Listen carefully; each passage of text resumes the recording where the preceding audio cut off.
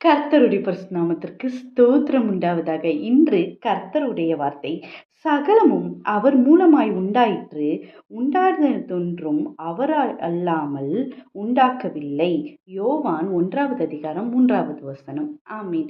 கர்த்தர் இந்த நாளையில சொல்லுகிற வார்த்தை என்னன்னா, நம்ம கர்த்தரோட பாடுகளை குறித்து இந்த 40 நாளும் நம்ம பார்த்து கொண்டு வருகிறோம்.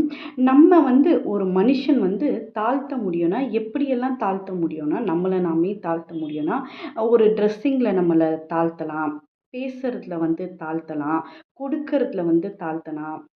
ஆவிக்குரிய ரீதியில ஒரு முட்டி போட்டு ஜெபம் பண்ணுவதின் மூலமாய் நம்மளை நம்ம தாழ்த்த முடியும். ஒரு தாழ்மை நமக்குள்ள இருக்குன்றத மற்றவர்கள் அறிந்து கொள்ள இதெல்லாம் நம்ம செய்யலாம். ஆனால் தேவன் ஆதியிலே அவர் இருந்தார், தேவனோடு இருந்தார். அந்த வார்த்தை இயேசு தான். அப்படிப்பட்ட இயேசு கிறிஸ்து மரியாளோட வயிற்றுல ஒரு கரு எப்படி உருவாகும் என்றால், ஒரு விதையோட சைஸில், அதாவது ஒரு நெல்மணி சைஸில் தான் ஒரு கரு உருவாகும். அவ்வளோ பெரிய தேவன், அவர்னால தான் எல்லாமே உண்டானது, அவருக்காய் உண்டானது. அப்படிப்பட்ட ஒரு தேவன் மரியாளோட வயிற்றுல ஒரு சின்ன உயிராய் ஒரு கருவாய் உருவாகினார். அவரை அவ்வளவாய் அவர் தாழ்த்தினார். அப்புறம் மரண பரிந்தமும், சிலுவையின் மரண பரிந்தமும் அவர் தாழ்த்தப்பட்டார். எல்லா விதத்திலும் நம்மளைப் போல சோதிக்கப்பட்ட அவர் நினச்சிருக்கலாம், வாழும்போது நினச்சிருக்கலாம், நான் ஆதியில் தேவனோடு இருந்தேன், நான் தான் தேவனாய் இருந்தேன்.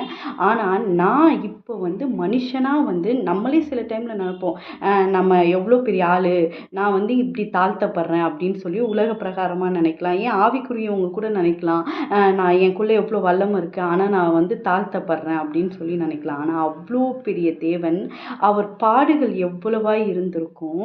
அவர் அவ்வளோ ஒரு வல்லமை மிக்க தேவன். வானம் அவர் சிங்காசனம், பூமி அவர் பாதப்படி என்று இருக்கு.